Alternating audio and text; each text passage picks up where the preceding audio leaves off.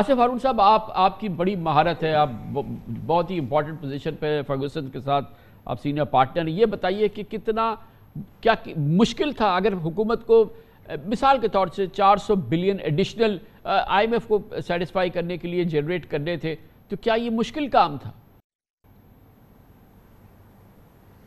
Ji thank you Kamran साहब। देखें, जो माइंडसेट आप कह रहे हैं कि आईएमएफ ने कंडीशंस लगाई तो शायद टैक्स पेयर्स के ऊपर हमने टैक्स लगा दिया, I don't agree with this.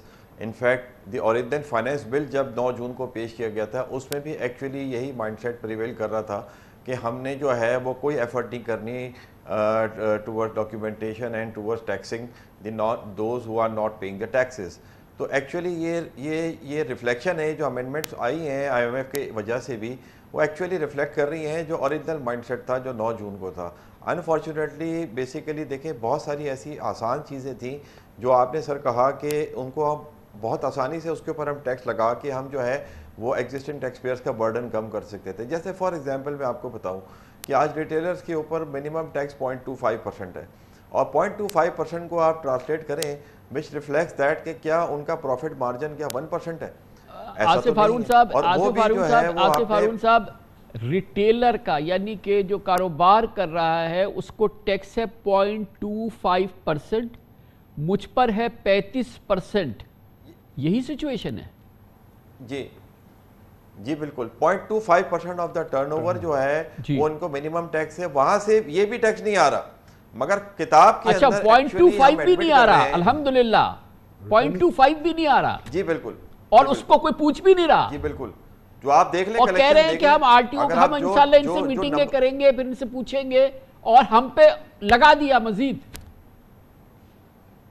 जी बिल्कुल, तो ये एक्चुअली ये डायलेमा है हमारा बेसिकली, और जो रिफ्लेक्शन नज़र आ रही है हमें इसी तरीके से आप आगे बढ़ें तो आप ट्रांसपोर्ट सेक्टर की बात करें, वी नो दैट के how much transport sector is contributing in terms of the GDP, but in terms of the taxation we their contribution is minimal. Likewise अगर आप मतलब ट्रांसपोर्ट सेक्टर में आप देखें तो अगर कोई गाड़ी है बड़ी गुड्स ट्रांसपोर्ट की व्हीकल है, या अगर आपकी पैसेंजर ट्रांसपोर्ट की व्हीकल है, वो साल का 2,40,000 रुपये टैक्स देते हैं नॉन फाइलर। तो अब ये चीज़ें हैं हमारे सामने जो कि बहुत इसमें बहुत ऐसे, इसके अलावा बहुत सारी और चीज़ें हैं जिस तरह अशफाक साहब ने कहा कि हमने अपनी ये जो पूरा होलसेल सेक्टर है, आसिफ हारून साहब, ये जो पूरा होलसेल सेक्टर है, ये जो पूरी आड़ती बैठते हैं एफबीआर वगैरह के साथ, क्या ये चीजें उनके लिए रॉकेट साइंस है जो हम गुफ्तगू कर रहे हैं? नहीं कामरान साहब, कोई रॉकेट साइंस नहीं है, समझ सब चीज़ें आती हैं, but there is a lack of will to basically make the reforms.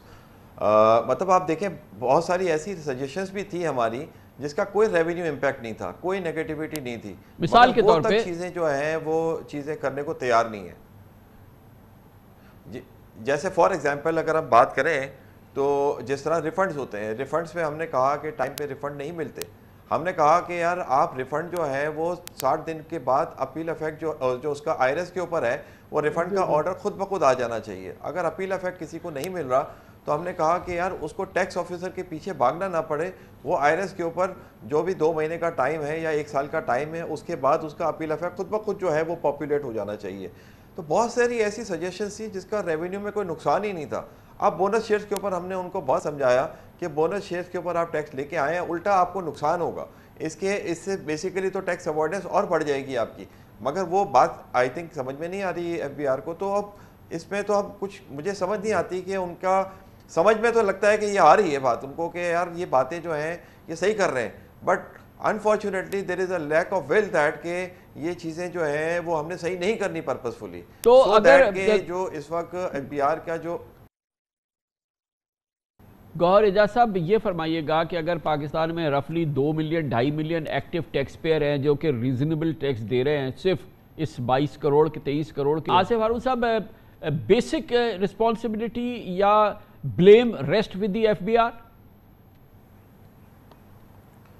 No, मेरे हिसाब से एफबीआर जो है उसका सबसे पहला इलाज तो ये करना चाहिए किसी भी गवर्नमेंट को, चाहे कोई भी गवर्नमेंट हो, कि एफबीआर को पहले डिसकनेक्ट करें from the influence of any government, and that FBR should be made an independent institution so that number one there cannot be any undue influence from whichever the government is, number one. Secondly, and more importantly, if you will not be disconnecting FBR, then you will not be able to introduce the reforms required. Reforms क्या है basically कि आपने basically उनके अंदर जब तक आप उसमें प्राइवेट लोग आप ओवरसाइट के अंदर नहीं डालेंगे और देन दे अदरवाइज ये रिफॉर्म्स जो है ये पॉसिबल ही नहीं है। जब तक ये ब्यूरोक्रेसी का निज़ाम के अंदर FBR चलता रहेगा, ये जो है वो सेल्फ प्रोटेक्शन का सिस्टम चलता रहेगा।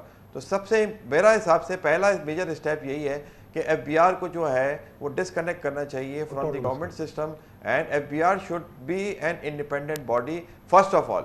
अदरवाइज ना आप ये जो कह रहे हैं ना कि इस पे पॉलिसी मेजर आप ये टैक्स लगा दें, ये लगा दें, ये लगा दें, ये आप सब बातें करते रहेंगे। Secondly and more importantly, law कानून के अंदर तो बहुत सारी ऐसी चीज़ें हैं, सबसे बड़ा इशू जो है वो कानून के अंदर का नहीं है, कानून की इम्प्लीमेंटेशन का है और कानून की इन्फोर्समेंट का है। तो इन्फोर्समेंट क्यों नहीं हो पाती, इसकी वजह यह है कि FBR की आपकी कोई अकाउंटेबिलिटी नहीं है। वो टैक्स ऑफिसर से कोई कुछ नहीं पूछता कि यार आपने असेसमेंट ऑर्डर पास किया एक अच्छे टैक्स पेयर के खिलाफ और वो अपील में जीत गया, तो आप उस ऑफिसर की कोई अकाउंटेबिलिटी नहीं है कि उसने वो गलत ऑर्डर क्यों पास किया था। और फिर उसका अगर उसने अगर कोई टैक्स उससे नाजायज़ टैक्स कलेक्ट कर भी लिया है और वो उसको रिफंड नहीं मिल रहा, तो कोई उस कमिश्नर से पूछने वाला नहीं है कि आपने उसको रिफंड क्यों नहीं दे रहे। तो ये बेसिकली जो पूरा स्टार्टिंग पॉइंट है सारी चीज़ों का, हम बहस ही करते रहेंगे और बहस का बहुत बहुत शुक्रिया, बहुत शुक्रिया, बड़ी नवाजी। जनाब गौहर एजाज, जनाब शफाकतुल्ला, जनाब आसिफ हारून फर्गूसन हमारे साथ थे। इसके साथ ही हमारे आज के प्रोग्राम का इख्तिताम होता है। कल आपसे फिर मुलाकात होगी इंशाअल्लाह। कल तक के लिए कामरान खान को इजाज़त। अल्लाह हाफ़िज़ नासिर।